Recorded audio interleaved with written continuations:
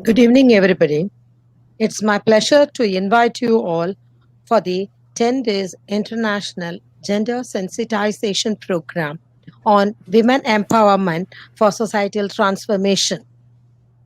Hearty welcome to all the participants who extend their support to the webinars organized by the Center for Women Empowerment and Women Studies of Manonmaniam Sundaranar University. Welcome you all. And the resource person for the first day of the 10 days international program is Dr.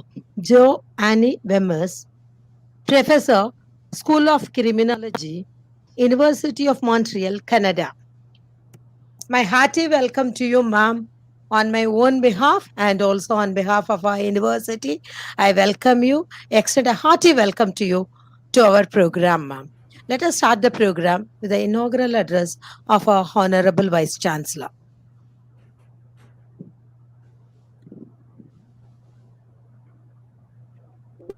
Dear colleagues and friends, morning to you all. On behalf of Wemmers University, I have great pleasure in welcoming you all on our organized by the Center for Women Empowerment and Women Studies. Dear colleagues, gender equality has always been the necessity for the development of a country. Inclusion of both genders equally will improve GDP tremendously. Indian GDP can grow by a staggering 60% if more women start working. Education actually increases confidence in a woman, and educated women can easily understand the demerits of early marriage and high birth rate. They have the attitude of gender parity among the children, right from healthcare, nutrition, education, and even career. The fruits of education are enjoyed not only by the women concerned, but it is also passed on to her family in later life. And there are several factors which affect the access of women to higher education. Factors like poor economic conditions, which is all the more relevant among the rural poor, socio-cultural traditions, sex segregation, distance of colleges and universities from their home, negative attitude of family members, and lack of family teachers. So these are some of the issues which have relevance to empowering women through education. In this context, this period, particularly the impact disruption of higher education institutions as a consequence of COVID-19 pandemic, women are the most hardest hit. They are also the at the same time, they're also the backbone of recovery in the various communities. Putting women and girls at the center of economies will fundamentally drive better and more sustainable development outcomes for all, support a more rapid recovery, and place the world back on a footing to achieve sustainability development goals. In this context, the COVID-19 pandemic also provides us an opportunity for radical positive action to redress long-standing inequalities in multiple areas of women's lives and build a more just and resilient world.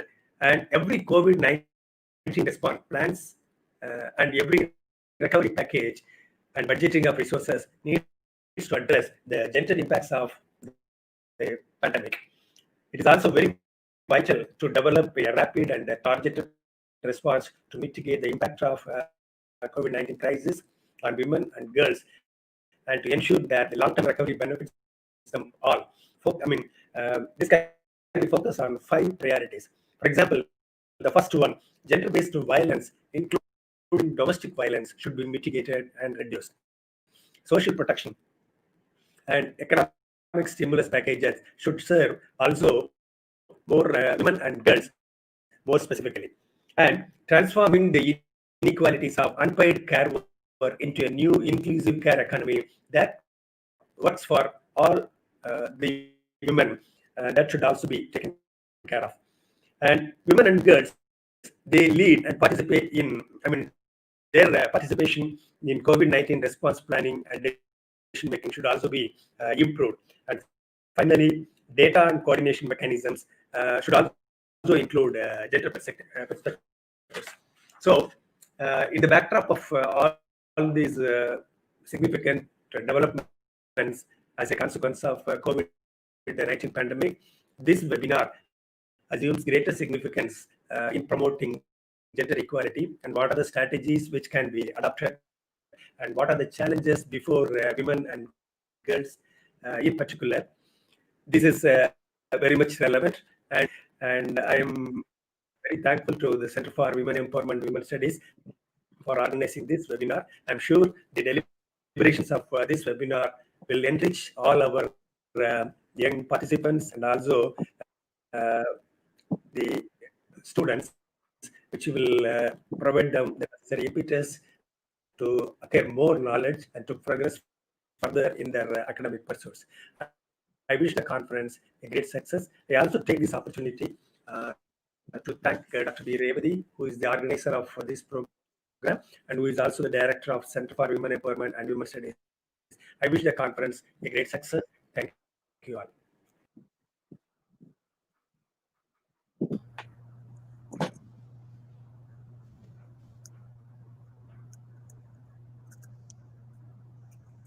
Thank you, sir, for your inaugural address. A short introduction about the resource person. Professor Joanne Wemmers obtained her doctorate in criminology from the Faculty of Law at the University of Leiden, Netherlands. She is currently a full-time professor at the School of Criminology of the Université de Montréal, principal researcher at the International Center for Comparative Criminology, and a member of the Canadian Partnership on International Justice. Former Secretary General of the World Society of Victimology during 2006 to 2009.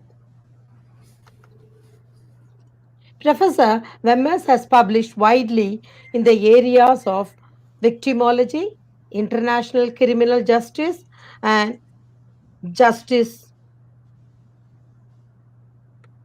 Her books include Victimology, A Canadian Perspective in 2017, and Reparation for Victims of Crimes Against Humanity in 2014. She has been a visiting professional at the International Criminal Court and a visiting fellow at several universities, including the University of Tilburg and the University of Leuven. In 2015, she was awarded a Certificate of Appreciation by the World Society of Victimology for her contribution to victimology. She is currently editor of the International Review of Victimology. Such an eminent professor of the Department of Victimology is with us to share her knowledge. And let us take this opportunity as a very good opportunity, and you can interact with the resource person because it is the rarest opportunity we have got. Thank you, ma'am. The section is yours. Thank you. And first, let me thank everyone for the invitation. It is my pleasure to be here today and participate in this very interesting series on women empowerment, key topic, a very important topic at this time.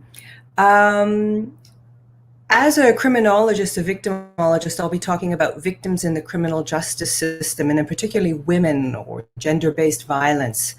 I have a PowerPoint, so I will try now to go over to the PowerPoint so we can look at it together as I go through my presentation. Let's see if that's going to work. Here we go. Can you see it? My PowerPoint? Is it possible to see it?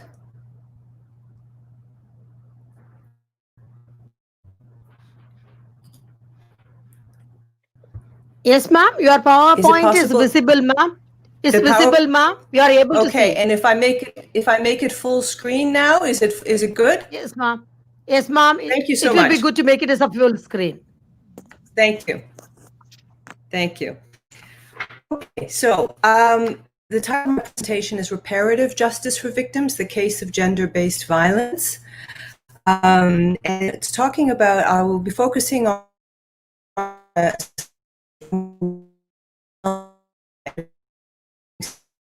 this is the issue of the inability of the criminal justice system to satisfy victims' needs when it comes to victims of gender-based violence in particular. It's not at all an abolitionist perspective, but one that is more victim-centered in trying to see how can we better how can we recognize the inadequacies of the criminal justice system, and how can we better meet victims' needs? So to begin with, let's understand that we're talking about gender-based violence. So violence, of course, is not just physical harm.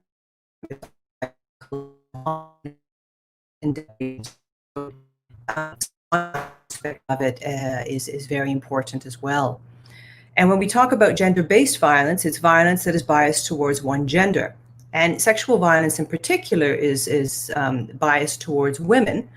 Not that men are never victims or boys are never victims of sexual violence, but you see, for example, here I have data from the International Crime Victimization Survey that shows that women are much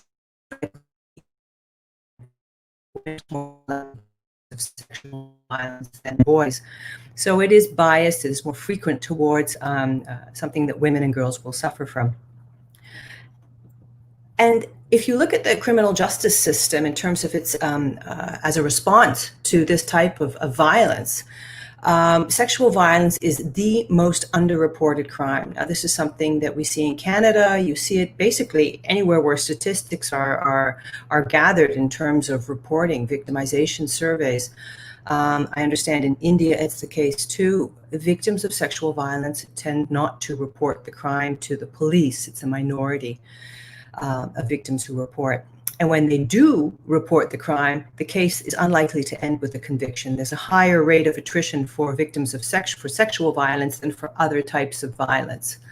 So that's effective either.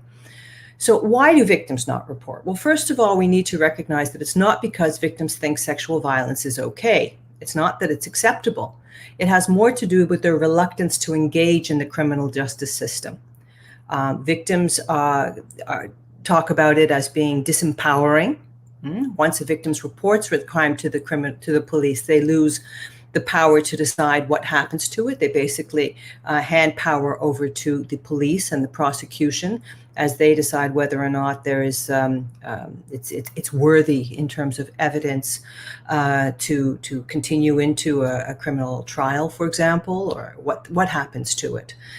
So it's disempowering. They're very much afraid that they won't believe, afraid of stigmatization. Stigmatization is very important when it comes to sexual violence.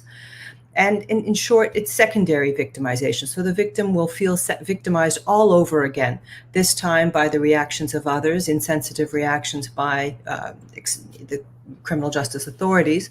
So it's a secondary victimization. So all of these concerns are obstacles for victims, which means that they don't report their victimization to police.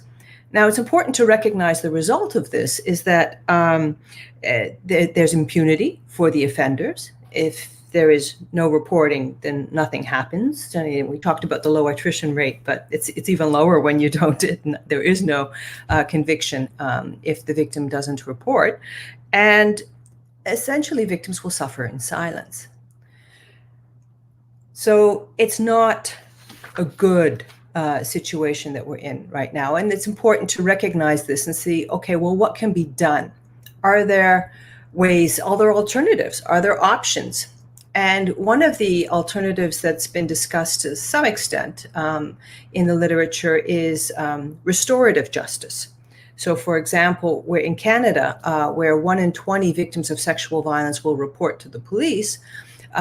When we asked victims in a victimization survey if they might have been interested in mediation or victim-offender dialogue, as it is sometimes called, 1 in 4 said yes. So it's interesting to note that a much higher rate of victims who are possibly interested in victim-offender dialogue than in the criminal justice system. Now, clearly, it's not for everyone. It's not 100%. But we're looking for alternatives. We're looking for ways to improve the current situation, which clearly is inadequate and basically leads to impunity and acceptance of sexual violence. Now, I've talked about restorative justice in the last slide, and the title is reparative justice. So I think it's important to take a minute to recognize this, the difference in terminology. You might have heard of restorative justice. It's something that has been popular since, I think, the 80s. Here I have a definition by Howard Zehr that restorative justice is an approach to achieve justice that involves, to the extent possible, those who have a stake in the specific offense or harm to collectively identify and address the harms, needs, and obligations in order to heal and put things as right as possible. So restorative justice has often been presented as something that is positive for victims because it recognizes stakeholders, which of course will include victims, the offender as well, and the community. It recognizes the harm or the suffering by victims. But what's important to understand as well is that the origins of restorative justice it comes from more the work with offender rehabilitation. Much of the theory as well, when it comes to restorative justice, looks at reducing recidivism and enhancing the reintegration or rehabilitation of offenders. And insofar that victims become are included in that process and it works for victims, that's wonderful. However, several authors have talked about the risk that victims run of being used in the restorative approach, much like the criminal justice system currently uses victims as witnesses in order to obtain a conviction. So it's not victim-centered at all. It can include victims for sure, but it is not victim-centered. And that's the distinction that I think is important to make, and why it's important to talk about reparative justice, which is victim-focused. It is victim-centered. It's a terminology that we use in international criminal justice in particular, talking about reparations for victims. Reparative justice, it's trauma-informed in the sense that it includes practices that promote a sense of safety or empowerment and healing of victims. So it's focusing on ways to help the victim. And insofar that is something that includes the offender or is useful in the rehabilitation of the offender, that's wonderful, but that's not the priority. It's not to say that it would that the rights or the choices of offenders or the accused are not important. Not that either. It's a human's right, based in human rights and respect for the dignity and of the individual. So it's voluntary. It's not something that would be forced upon an offender, for example, the way other approaches might be. So reparative justice, it recognizes that reparations can take many different forms. It can include restitution in terms of giving back the rights or giving back the goods to someone, to restoring them to the situation they were in prior to the victimization. Compensation, which would be more of a monetary compensation for the losses. Satisfaction, which is a broad term, and it can include many different responses that provide victims with some sense of satisfaction. And finally, guarantees of non-repetition, which essentially means prevention. So essentially doing things in order to reduce the risk of victimization happening again in the future. And that can include many things from changing the law to offender rehabilitation to reducing victims' vulnerability. Ma'am, sorry to interrupt, ma'am. Sorry to Yes. interrupt. You please operate the PPT. No, it is in the first slide itself. Oh, my goodness. I am operating it. So there is a problem here. Okay. See, if I... Yes, ma'am. Do you see the slide saying reparative justice? The first one is reparative justice, victim-based, and the next one reparative justice. You are given the definition in this slide. Yeah. That's where I am now, reparative justice. Yes, ma'am. Reparative justice and the definition of the meaning you have given in this slide. Yeah. And do you see it? Yes, ma'am. It is visible, ma'am. Reparative justice, victim-focused. The next one, what is meant by reparative justice? The next one is this one, victims are interested. Victims are interested. Is that okay? Yes, ma'am. It's now okay. It's now, Okay. ma'am. But thank you. Thank you for telling me that, because I don't see that. I was just moving along and I thought it was going with me. So Ma'am. I'm going to leave it in this form, and that way it's not in the presenter form, but at least we know that you were moving along in order to avoid that from happening again. Is that good? Yes, ma'am. I'll tell you, ma'am. Thank you very much. Thank you, ma'am. So before moving on to the next slide, when we're talking about reparative justice, I just want to say as well that it's important to recognize in reparative justice that there's this recognition that justice is based both on the process, so how things are done, as well as the outcome. So it's not just whether or not a reparation is achieved, it's also how we get there that is important. So those two aspects. So that to this notion of a victim-centered reparative justice. What's interesting to note as well is in the literature, there has been some research with victims and reparative justice, and we see that victims are interested. Reparative justice, in addition to the criminal justice, 56% in one study said that they were very interested in that, or as an alternative to the courts. Some 30% victims thought that that was a good option.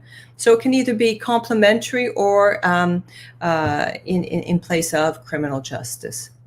And especially victims are in favor of it when they know the offender. And as we know, when it comes to sexual violence, and more often than not, victims will know the offender. So it's very important to bear that in mind. However, there's a lack of access to information about restorative justice programs for victims. It's very difficult for victims they're not systematically told about these programs. Many programs are, they're not mainstream. So it's difficult for victims to find out about these programs, and they really have to undertake action themselves. It's not something that's presented to victims in the way that other, say, support services could be often presented to victims in a more standard way. This is something that tends to be more hidden. There are benefits for victims, potentially, from the literature again. It's empowerment in terms of making victims feel that they have taking back control, effectiveness. They feel less fear because they feel they have some control, so they're not as vulnerable. They're not powerlessness. They're not without power.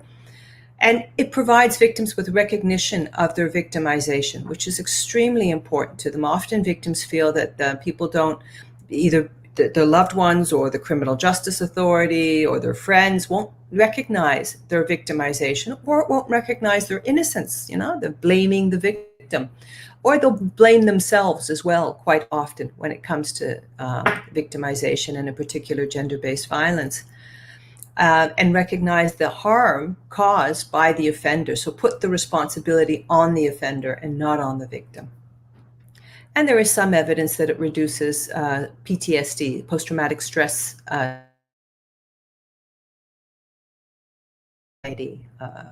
victims. And information empowers. So just knowing that victims have options, that you could either choose for the criminal justice system or engage in more reparative justice, other options, alternative approaches. Victims want to know their options, and they prefer being informed and making choices. And what's interesting is if you look at the literature on healing trauma, making choices integral to reclaiming power in healing. So being able to say no, being able to say yes, being able to choose is an important aspect, part of their healing process.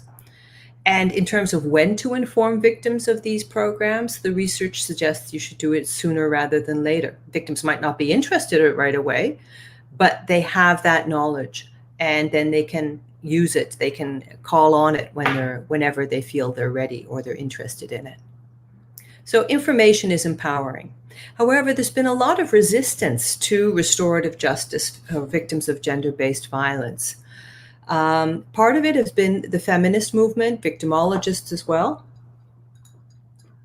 both publicly and professionally have opposed it, concerned that there's been a movement since the 80s to criminalize gender-based violence and to improve the criminal justice response to gender-based violence, and now we're moving away from that. So there's that reluctance. There's also a sincere concern for the safety of the victim and secondary victimization. I mean, what happens if you put a victim together with their offender? Are you setting them up to be victimized all over again? And these are clearly things that we have to look at, especially when it's gender-based violence. There tends that we talk about the power imbalance between victim and offender. So it's important as well that victims and offenders have equal social status in order to make this work. Ma'am, Yeah. again, sorry to interrupt, ma'am. Yes. There is a request from the participants to make the PowerPoint to the full screen. Oh, back the way it was? Yes, ma'am, so that it will be more visible to them. Okay. Okay, as long as it keeps moving forward, I don't mind. Sure. Okay, if there's a If you problem, make let me it know. make it to the full screen means it will be visible to all the participants. There are nearly 260 participants. Okay, I have made it full screen now. Is that working? No, ma'am. No, ma'am. That is very odd. Okay. So let me see. Why is it not working? So if I push this on full screen, you don't see that. That's not full screen to you. No, ma'am. It's not full screen, ma'am. Oh, dear, dear, dear. No. Because they have been putting forth the request to make it to the full screen. Yes, yes. This is what I want. Save. And I don't understand why it's not working. This.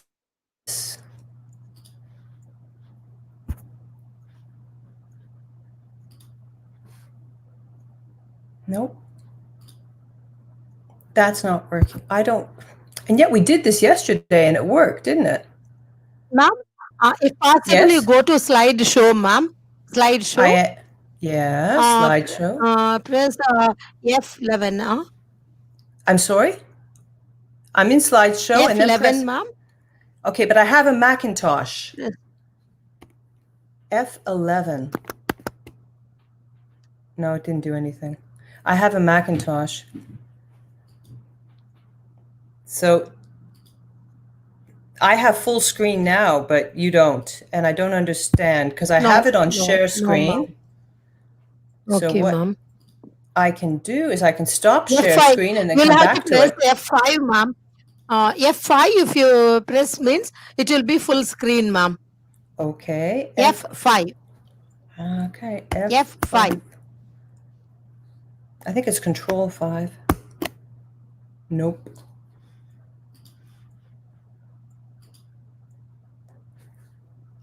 No?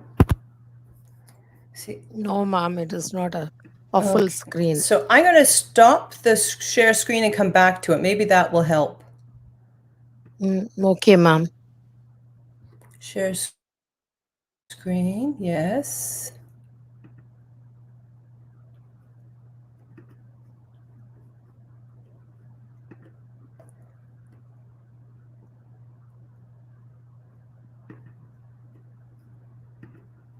How's that? How's that? No, Is ma'am, that- it's not seen, ma'am. 1 second, please, ma'am. 1 second. I'll add it to the screen. Okay. It is like that only, ma'am. There is no change in it now also. Isn't that strange?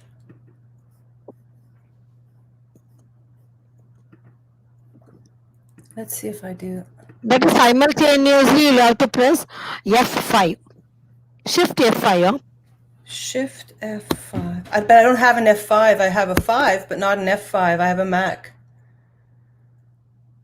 Shift F5.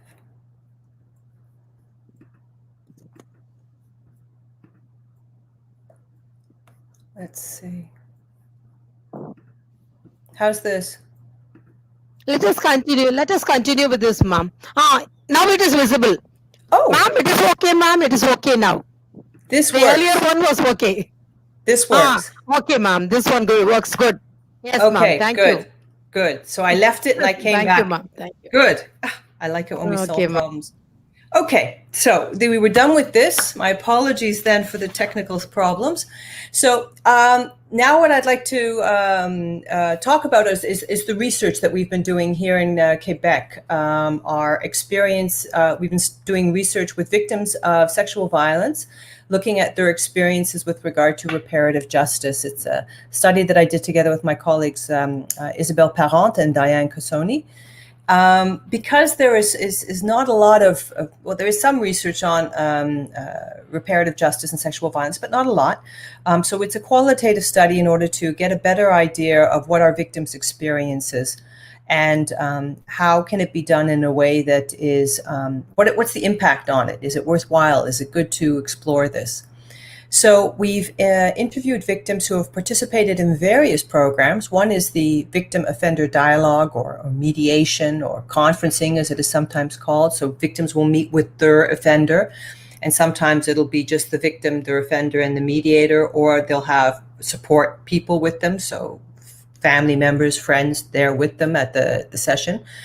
The other is what they call a conciliation program, is victim offenders encounters, another way of referring to it. So victims will meet with sentenced offenders, so people who have committed a crime similar to the one that they experienced, so people who have been sentenced for committing sexual violence, but who are not their offender.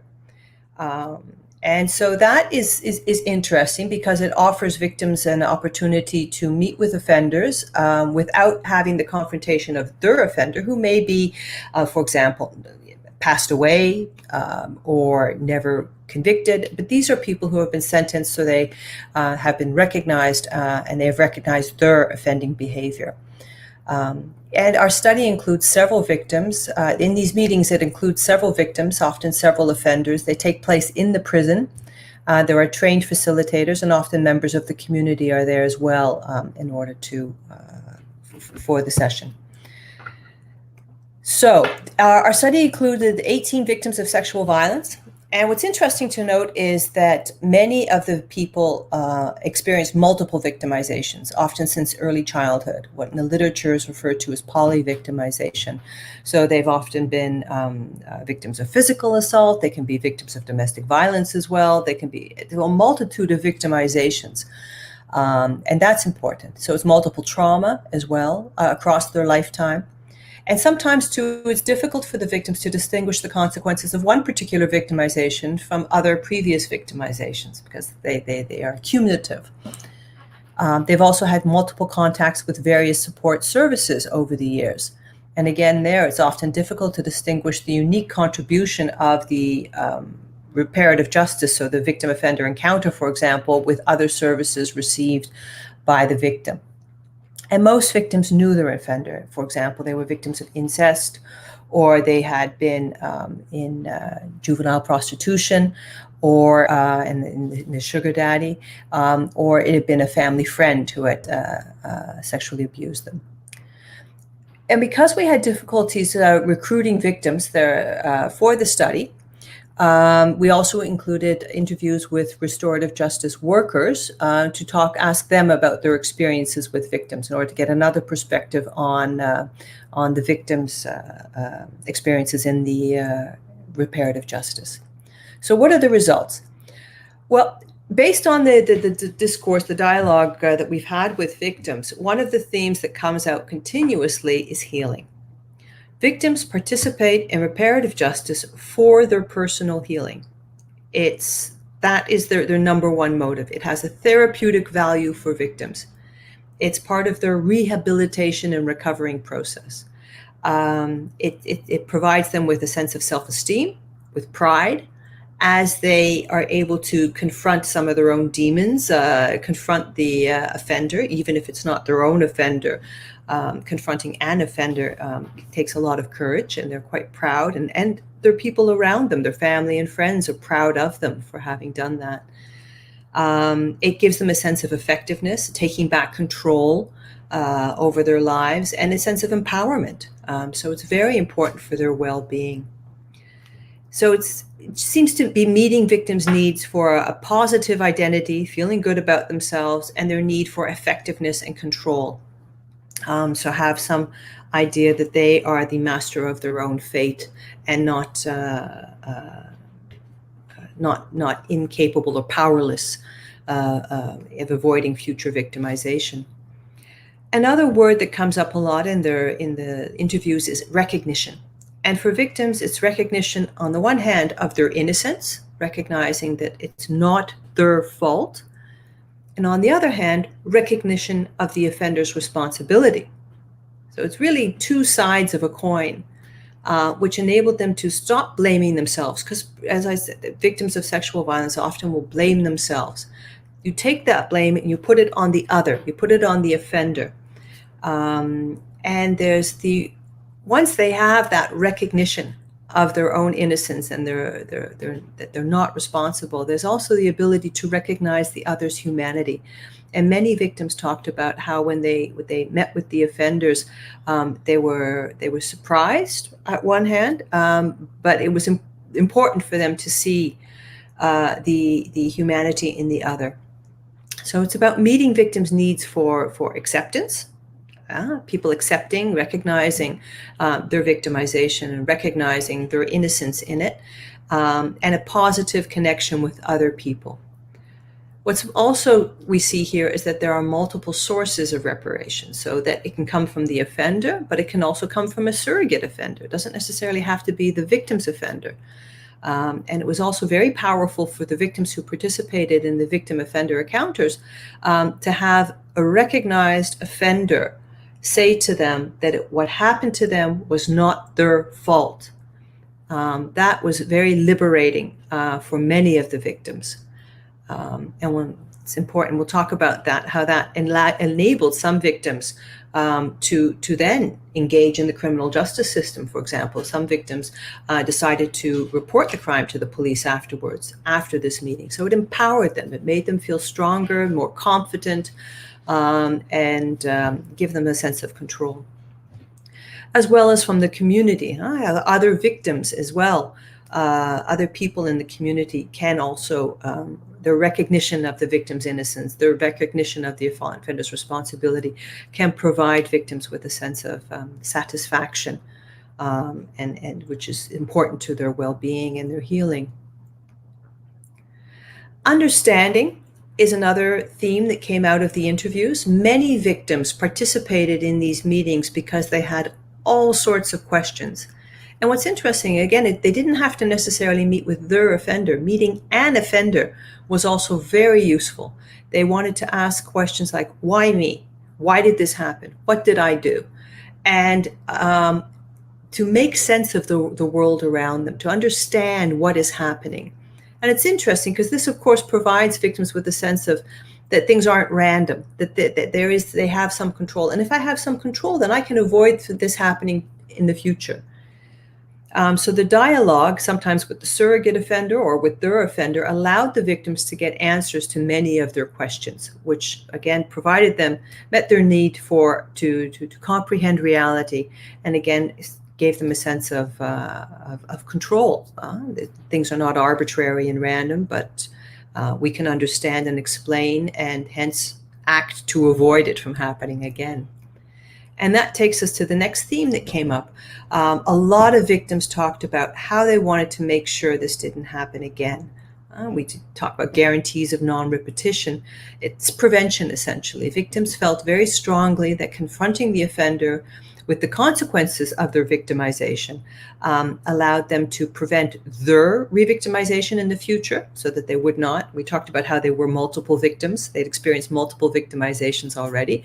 That they can stop that pattern and they can not fall victim again in the future, take back power and control, but also prevent the victimization of others by contributing to the offender's rehabilitation, that the offender starts understanding the consequences of what they're doing, the harm that they're causing, and changing their behavior, but also helping other victims heal and avoid future victimization. That was one of the themes that was very important to many of the victims. Again, meeting victims' need for safety and security by ensuring that it won't happen again, or taking those steps to reduce the risk of it happening again. The victim's sense of safety and security is increased. So what's interesting is that this dialogue for victims, I find, resembles very much the discourse on basic human needs. The literature, we find things like security and effectiveness and control, positive identity, feeling good about oneself, positive connection with others, so positive social relationships, understanding or comprehending the reality, the world we live in, and also that independence or autonomy, very important for the well-being of individuals. And according to philosophers, psychologists like Erwin Stobe, for example, these are basic human needs. They're not unique to victims, but we see them in the victims' discourse.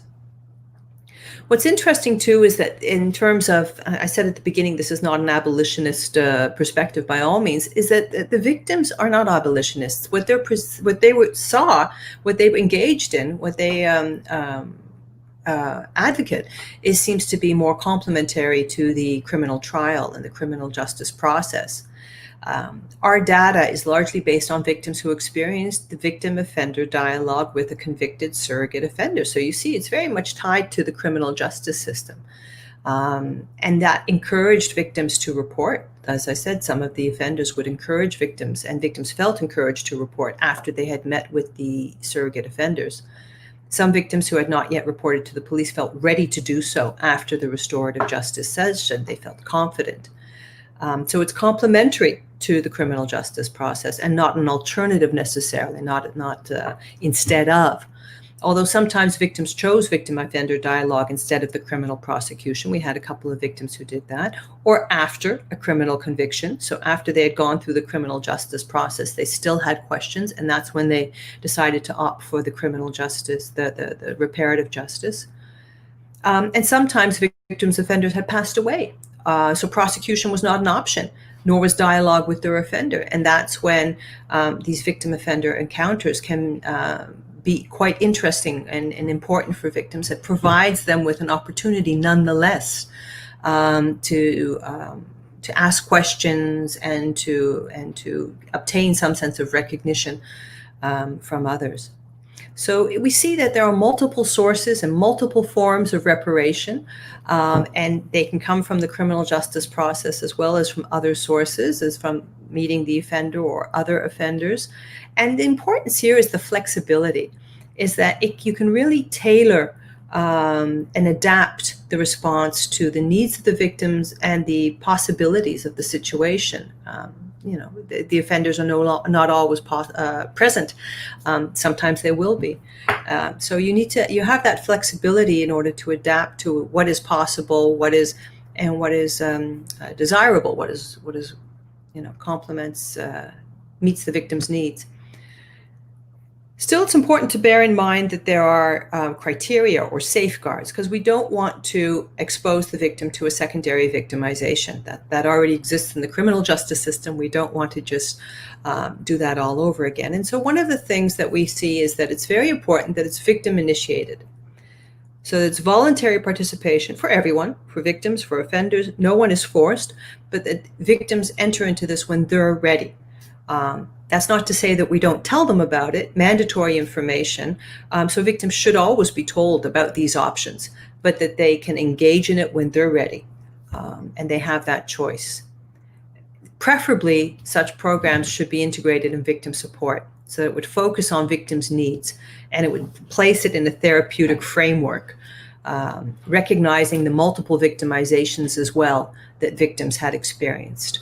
And it's important that these programs are run by highly qualified personnel who are specialized in sexual violence and victimology, who understand the unique needs of these particular victims.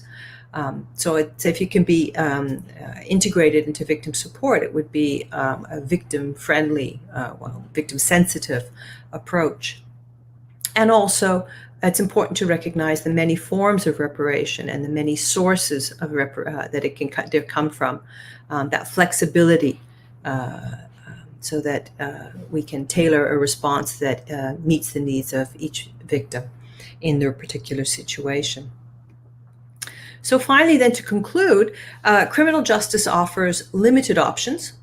Most victims do not report to the police, so it's important that we look at are there other alternatives to criminal justice? Why are victims not responding or using the criminal justice system, and what else can we do? Reparation is flexible, offers many forms, many sources of reparation, and victims are interested in it, and that's important. It's about meeting victims' basic human needs in order to heal and empower victims. So the focus here is really on victims' healing as opposed to criminal prosecution, and using reparative justice as a means to meet the needs of victims in order to help them avoid silent suffering and heal from the consequences of their victimization and find back, the regain control and empowerment. So that is it for my presentation. So here is my email address in case people have questions, and I thank you for your patience despite the technical problems, but this is all new to all of us. So if I'm not mistaken, we have some time now for questions. Am I right? Yes, ma'am. Yes, ma'am. Okay. There are a few questions. Foremost, I thank you for your address on reparative justice for victims, the case of gender-based violence, which is the need of the hour during this COVID-19. Thank you for the information you have provided, ma'am, within the short duration given to you. There are some questions. The first one is from Professor Mahadi Ranganatha. His question is, can we have the guidelines for prevention of victimization? Is there any guidelines for prevention of victimization? Well, there's been a lot written about the prevention of victimization. But I mean, do you mean in particular with respect to reparative justice? I mean, the prevention of victimization, one of the interesting things is that we know that once someone has been victimized, they're at a greater risk of re-victimization, of becoming a victim again in the future. And that's been the research with poly-victimization. And not necessarily, it can be the same type of crime. So a victim of sexual assault becomes victim of sexual assault again. That can happen. But it could be any type of crime. It could be a victim of sexual assault becomes a victim of domestic violence, becomes a victim of theft, becomes a victim of fraud. And what's important is that we have a focus on the victim in order to reduce their vulnerability. So if you're looking at prevention, and then there I advocate victim support in terms of helping victims heal and therefore become less vulnerable and therefore thereby prevent victimization or the risk of victimization. So that would be a victim-centered approach to prevention. Same professor has raised another question. How much time will be taken to punish the culprits? Well, again, this is victim-centered. These questions are interesting because they always go back to the criminal justice system, which wants to punish. And I'm not saying that that's wrong, by all means. All I'm saying is that victims aren't turning to the criminal justice system. We see that in the statistics. So the question is, what can we do for victims? Because right now, offenders aren't being punished either. And what we're seeing, what's interesting, is that victims who were participating in these programs, not all of them, but some of them, actually did go and chose to report to police afterwards. So it was something that actually was complementary or encouraging collaboration with the criminal justice system, as opposed to what we now have often is that victims don't report because they're afraid of secondary victimization, which basically means that the offender goes off scot-free and the victim suffers silently. Yes, ma'am. Another professor has raised a question, what to do with the families who are reluctant to take back women in family who have faced sexual violence? That is an excellent question. And it speaks to the question, the whole need for social acceptance and support that is so important to every single human being. And one of the obstacles faced systematically by victims of sexual violence. So it's not enough that they live the aggression, the violence. After that, they experience victimization or secondary victimization by their family that rejects them, and that is a huge issue. And I think that that's something that societies have to come to terms with if we want victims to heal. It's important that families recognize, as a, we saw the importance of yes, they're ostracized by their families. And this is something that some of the victims talked about in our study as well, particularly the victims of incest, how they had been ostracized by their families and not believed, and why it was so important, that recognition that they achieved, that they felt when they participated in these programs, so that they were believed. They felt like they had finally been believed by others, members of the community, as well as by the offenders, the surrogate offenders that they were meeting with in these cases. And when the surrogate offender recognized, also reminded them of their innocence and put the responsibility on the offender, how liberating that was for them.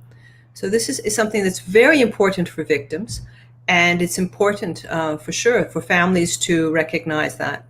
But unfortunately, they don't always do that.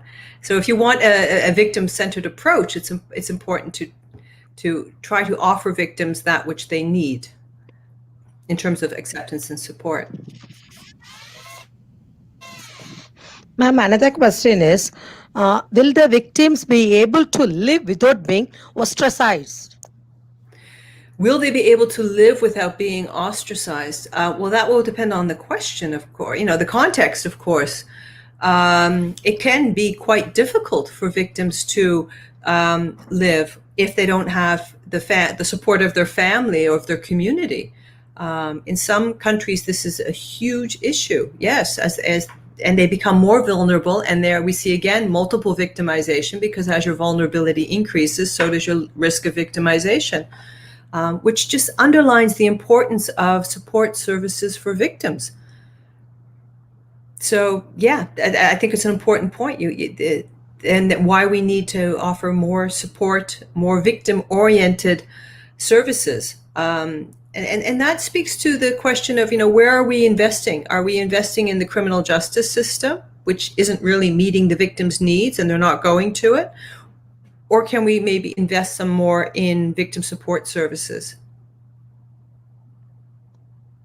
Another question is from Professor Sharmila. Her question is, what is the remedial measure on verbal violence? Is there any law in existence for verbal violence? That's a very interesting question. We talk about psychological violence often in the literature, and often it's not considered a crime. However, there are, slowly I see some changes, and I think that this is important too, that eventually, one of the arguments is that the law criminal law in general tends to be very masculine, oriented towards male victimization. So physical violence, violence by a stranger, as opposed to the type of violence that women and girls often experience, which is more within the family and the private sphere. And if you look at the discourse by victims, they'll tell you undoubtedly that the psychological violence is much more important, much more damaging than the physical violence. And it's an integral part of the whole dynamic of victimization. So it's important that we recognize psychological violence as a crime, and as something that should be fought. We should work against trying to diminish it in our society, and recognize the damage that it does. But again, there it starts with supporting victims and recognizing their suffering. The next question is from Professor Deepu Kumar. His question is, what will be the future of a rape case if the accused and victim is ready to marry during the trial of a case? Wow. That is fascinating. So a rape victim is ready to marry her offender. So I think that raises a whole number of questions. For example, we talked about the effect of the family, pressure of the family. Is this her sincere wish to marry someone that she said raped her, or is this the wish of the family to deal with this in a way that she'd be marrying the offender? So I think that is one of the first questions that you have to ask: is where is this the victim centered, or is this the family and the group, the community pressuring the victim? And I think that the impact of the community, the impact of victims' family and friends is very important for their well-being. And we have choices. Do we want to be supportive and help victims? Or do we want to be part of the problem and victimize them all over again? And one has to ask, is there a sincere wish of a victim to marry someone who sexually assaulted them? This is an important question. Yeah. Has that helped? Yes, ma'am. I don't think we're going to solve this one today, but I do think it's a very important question. Thank you for raising it. But I mean, we really have to ask ourselves, what are we doing to victims? How are we stigmatizing victims? And how can we better support them and meet their needs? I think that's one of the fundamental issues here. And that's part of talking about it. I mean, I think that's one of the good things that comes out of all of this is when we talk about it, we start to address some of these issues and recognize what we're doing and what we're not doing for victims of sexual violence. Yes, ma'am. The next question is from Madhumati. Her question is it okay to incorporate feminist theory and insights into a reparative justice response to sexual offenses? Of course it is.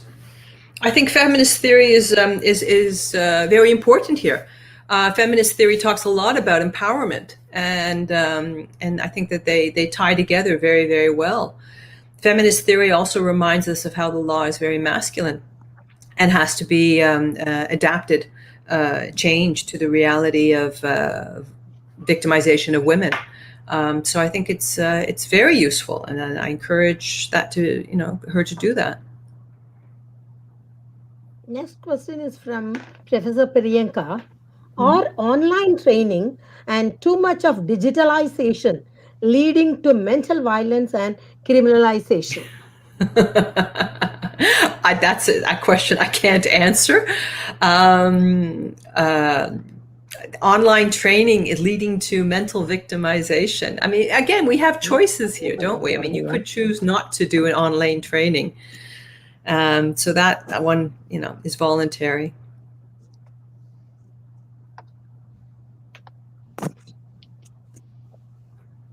Were there other questions, or was there something to that question that Yes, ma'am. Thank you, ma'am. Thank you for your address. And thank you for all the information you have provided. And also thank you for your patience in answering all the questions that have been put forth in the chat box. Thank you so much, ma'am. Once again, I thank you for accepting my invitation. On behalf of the university, on my own behalf, I thank you, ma'am. Thank you, ma'am. Thank you. I also thank all the participants.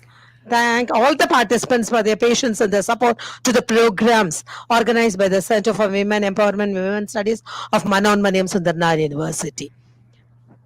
Thank you, ma'am. Thank you. Thank you. Bye-bye. Thank you, ma'am. Thank you, ma'am.